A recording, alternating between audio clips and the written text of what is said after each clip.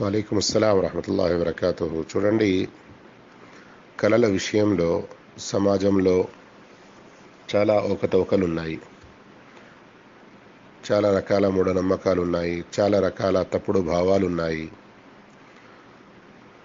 కొందరు కళలు చూస్తారు, కొందరిని అడుగుతారు. వారు ఏదేదో దానికి సమాధానం చెప్పి ఆ రకంగా ప్రజల యొక్క విశ్వాసాలతో ఆటలాడుతారు. ప్రజల యొక్క విశ్వాసాలని పాడు చేస్తారు. మరికొందరు కళల విషయంలో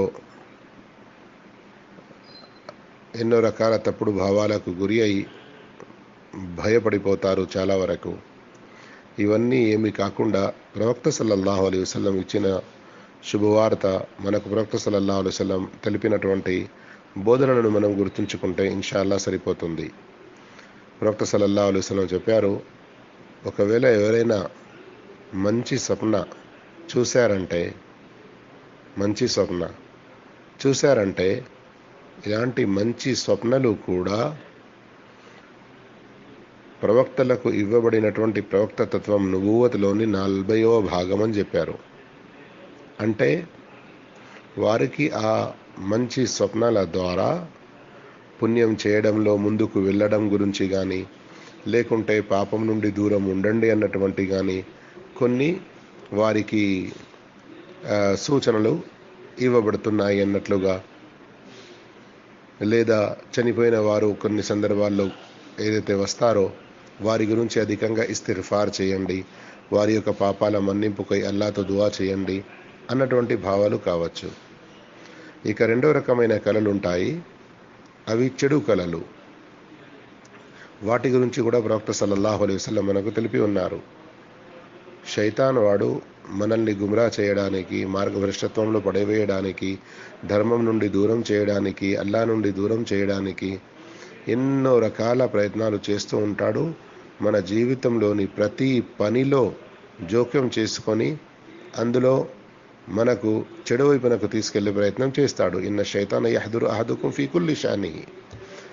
సహీహ్ బుఖారీలోని హదీస్ యొక్క ఈ భాగం, శైతాన్ మీలోని ప్రతి పని సందర్భంలో హాజరవుతాడు.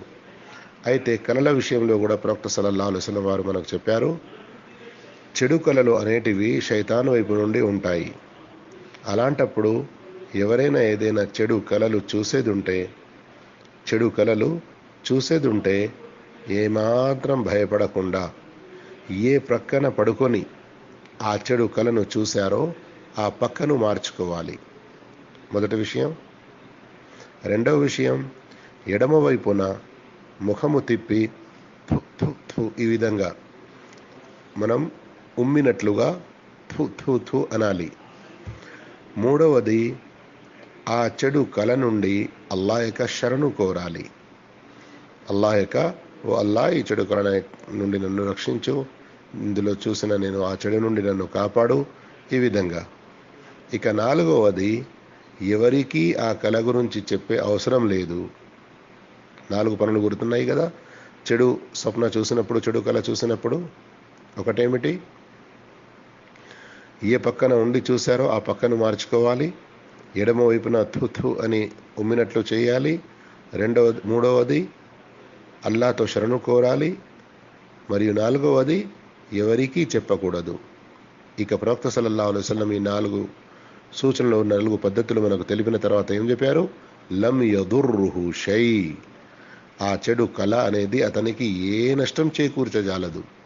ఇక్కడ గమనించండి, ప్రవక్త సల్లల్లాహు అలైహి వసల్లం ఎంత నమ్మకంగా చెప్తున్నారో ఆ నమ్మకంతో మనం కూడా విశ్వసించాలి. మరియు మనకు ఏ నష్టం జరగదు అని మనం పూర్తి నమ్మకంతో ఉండాలి. ఇక మూడో రకమైన కళలు ఉంటాయి.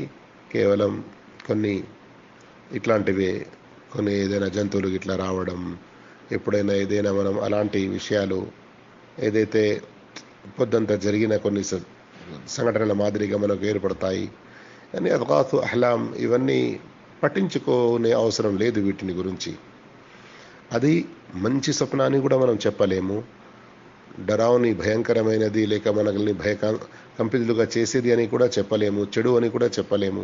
మధ్య రకమైనవి ఉంటాయి కొన్ని, హుదాగా. అట్లాంటి వాటితో కూడా మనం భయపడే అవసరం అనేది లేదు. ఏది ఏమైనా కానీ ప్రవక్త సల్లల్లాహు అలైహి వసల్లం వారు ఇచ్చిన బోధనలను మనం గుర్తుంచుకోవాలి. ప్రత్యేకంగా రాత్రి సందర్భంలో ఎవరికైనా ఏదైనా భయం జరుగుతూ ఉంటే అలాంటప్పుడు వారు అఊదు బికలిమాతిల్లాహి తామ్మ